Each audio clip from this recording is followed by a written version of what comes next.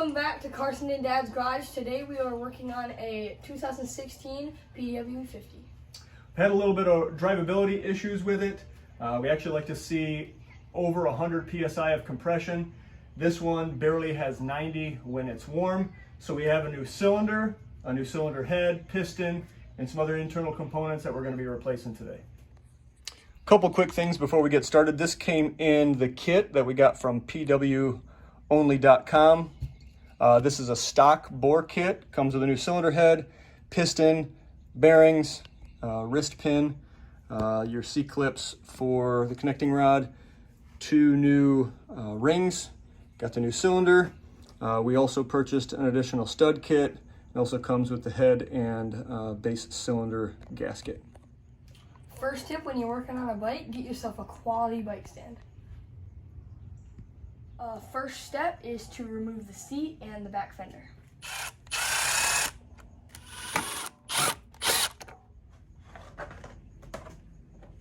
So the reason we took the seat and the back fender off is so that we can take the exhaust off.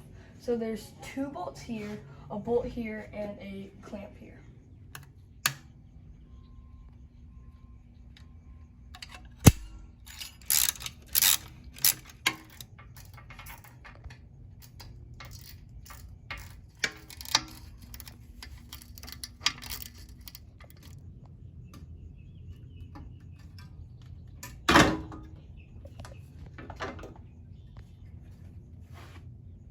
So the next step to do is remove the spark plug and the cylinder head.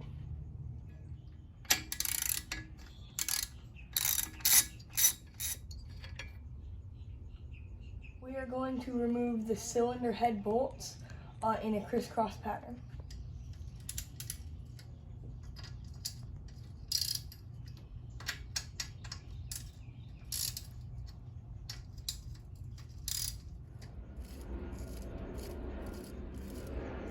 Now we will remove the cylinder head. All right, so now that we have the cylinder head off, we want to do a little inspecting of the piston and the cylinder wall. And we were just taking a quick look in here. If you look up on top here over in the right-hand corner, you can see some scoring. You can see that looked like there was potentially a gap in the piston ring. And I think that's where some of our compression, we were losing compression. So we'll get this cylinder off and we'll do a little bit more deeper inspection. So it's been a while since this cylinder has been off. It's stuck pretty good. We're gonna take our dead blow hammer and just kind of gently tap around on the bottom, tap on every corner, see if we can bust it loose just a little bit. And it looks like right there, it started to come loose. When you pull the cylinder off, I wanna just put your finger underneath here and make sure the piston doesn't just fall and hit the bottom there, and make sure, there we go, and gently just set it down.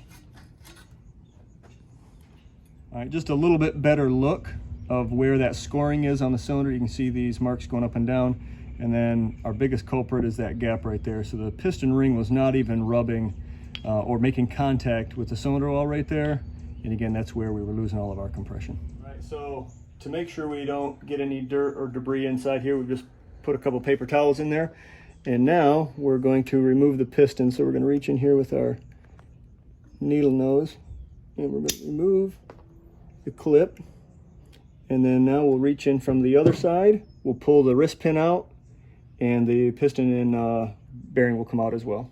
All right, if you are going to reuse your piston and just replace rings, you're going to want to be super careful how you pull all this apart. We're replacing everything, so it's not as critical, you know, that we don't scratch or gouge anything. I still want to be careful when you pull things apart. We're going to remove this wrist pin and then pull the piston bearing, everything off together. So we got the wrist pin out. I'm going to take the piston right off, and inside here is the bearing. We're going to replace that as well. All right, as we showed, you could see here where the piston ring was not even making contact right there inside the cylinder wall. And this is the matching. Right here we can see all this compression was blowing right by this ring and making some marks here. So again, that's where we were losing all of our compression. Now that we have the bearing removed, we're actually going to remove the gasket and then just clean up the sealing surface so we can install our new gasket.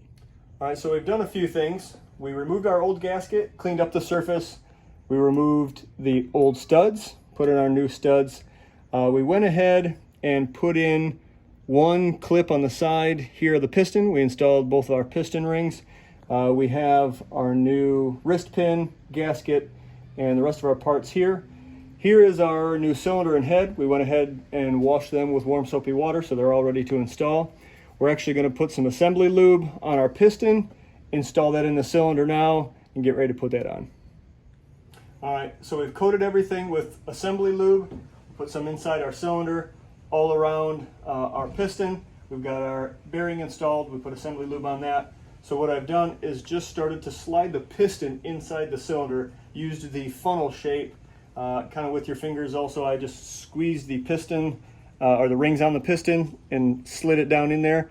I left it just exposed enough where when we install it, we will reach the part on the connecting rod here, install our wrist pin and the E-clip as well.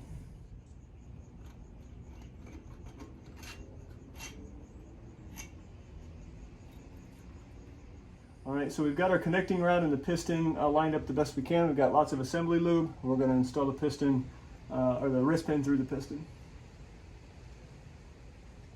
All right, so now we're getting down to the point that might be the most difficult part of the whole job. So we have to now take this E-clip and we're going to install it into the piston on this side. So first we want to take the tail end, get it down in the groove, and then kind of twist it, apply pressure while we put it in the groove.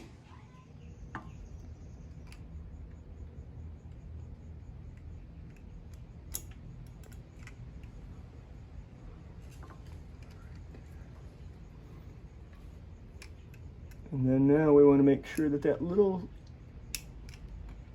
piece that we can see, we rotate it all the way around, pointing back towards the engine. All right, now that we have both E-clips in on each side of the piston, we'll just take our cylinder, slide it all the way down. Now we'll put our head gasket in, install the head. All right, we've got the head all cleaned up. We are going to install a new head gasket. It has a ridge on one side, or a bump.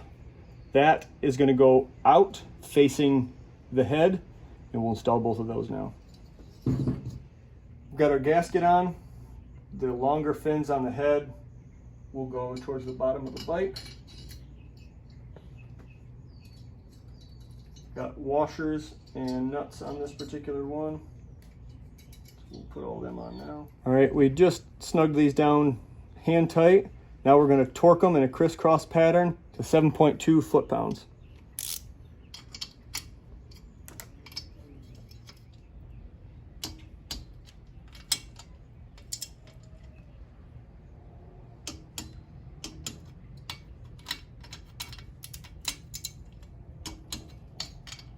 Now that the engine work is complete, we will install the spark plug, put back on the exhaust, and put back on the seat.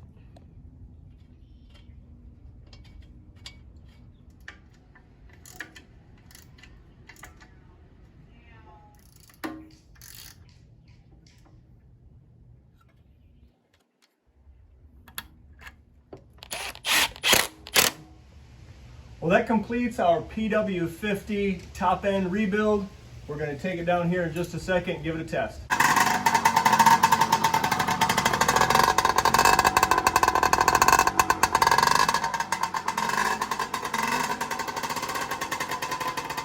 Well, that completes our video. Give us a like and subscribe, and thanks for watching. Nice job.